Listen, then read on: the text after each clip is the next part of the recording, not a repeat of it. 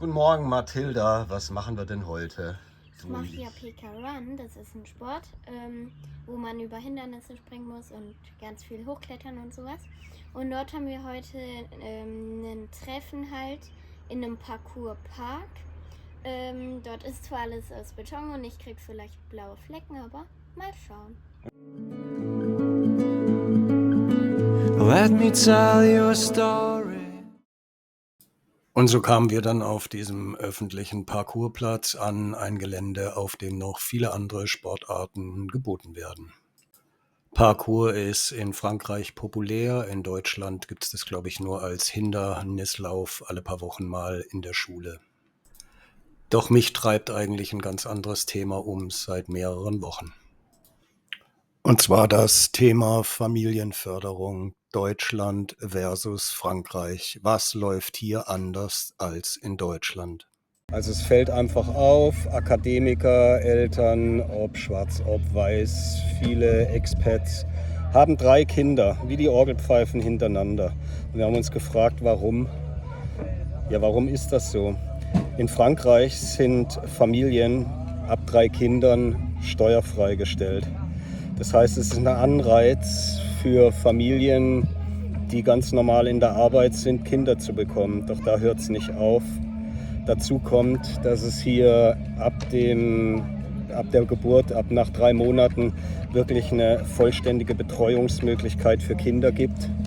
Während in Deutschland diskutiert wird, ob Kondome kostenfrei an alle abgegeben werden, wo diskutiert wird, inwieweit Abtreibungskliniken Werbung machen können. Nun habe ich mich im Internet auch etwas schlau gemacht und gesehen, dass du im Grunde genommen eigentlich nur Statistiken findest, nach denen in Deutschland alles toller ist. Aber das ist nicht die Realität, denn die Realität, die sehen wir hier auf den Straßen. In Deutschland ist es ganz einfach so. Die jungen Leute, die Selbstständigen, die Akademiker, die das sogenannte wirtschaftliche Rückgrat der Bundesrepublik bilden, die scheuen sich davor, Kinder zu bekommen und schon gar nicht 2 oder 3 oder gar noch mehr. Und das hat seinen Grund. Diejenigen, die in den Sozialsystemen sind, denen ist das alles wurscht. Und die haben viele Kinder und ein sehr gutes Einkommen. Und die Leidtragenden sind die, die eigentlich Kinder haben wollen, aber in Lohn und Brot stehen, die nicht unterstützt werden.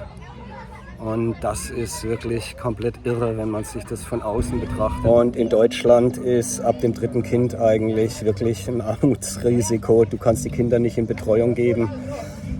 Meistens müssen die Frauen dann zu Hause bleiben. Also insofern ist es da auch mit Gleichstellung und Feminismus nicht sehr weit. Und in Deutschland wird darüber diskutiert, wie man weitere Fachkräfte nach Deutschland holen kann. Frau Baerbock war jetzt gerade wieder in Syrien mit ihrem unvergleichlichen Englisch. The country will not running anymore, hat sie ja dazu aufgefordert, gefleht um weitere Fachkräfte. Und für die Familien wird einfach nichts getan. Das ist der riesige Unterschied. 3, 2, 1, go! Nun wird man mir vielleicht Populismus vorwerfen und auch rechte Narrative. Aber nehmen wir allein das Kindergeld und die Steuerungsfunktion dadurch. Wir haben 2 Kinder, hatten in Deutschland 500 Euro Kindergeld, bekommen jetzt hier, glaube ich, über den Daumen 120 Euro. So ist es klar, dass hier jeder arbeiten geht. Hier liegt der Anreiz nicht darin, Kinder zu bekommen, um nicht mehr arbeiten gehen zu müssen, denn jeder weiß, ab 4, 5, 6 Kindern mit den ganzen zusätzlichen Zulagen in Deutschland musst du nicht mehr arbeiten, da wärst du fast blöd, wenn du arbeiten gehst. Und hier liegt der Anreiz darin, arbeiten zu gehen, um dann auch das Geld zu behalten, denn eine Steuerfreistellung bringt natürlich den Familien viel, viel mehr. Im Übrigen hat es auch was mit Würde, Teilhabe zu tun, wenn du arbeiten gehst und mit deiner eigenen Hände Arbeit dein Geld verdienst, mit dem du deine Familie ernährst. Männer wie Frauen gleichberechtigt. Diese Abstufungen, die gibt es genauso auch für Alleinerziehende. Interessant ist vielleicht auch noch der Punkt, dass bei der Recherche im Vergleich der Systeme ich auch herausgefunden habe, dass das seit 2013 auch für Deutschland diskutiert wurde, aber niemals durchgesetzt werden konnte, weil man natürlich dann argumentiert, Frauen hinter den Herd und die Frau als Gebärmaschine, und das ist einfach kompletter Bullshit, um das mal so auszudrücken. Sehr gute Infrastruktur, gerade auch für Kinder und Familien. Betreuungsmöglichkeiten, die sehr gut sind, Ganztagesschule und dazu die Steuerfreistellung. Das ist ein Weg, den ich für sehr sinnvoll erachte und sicher besser ist als der Weg, den Deutschland geht.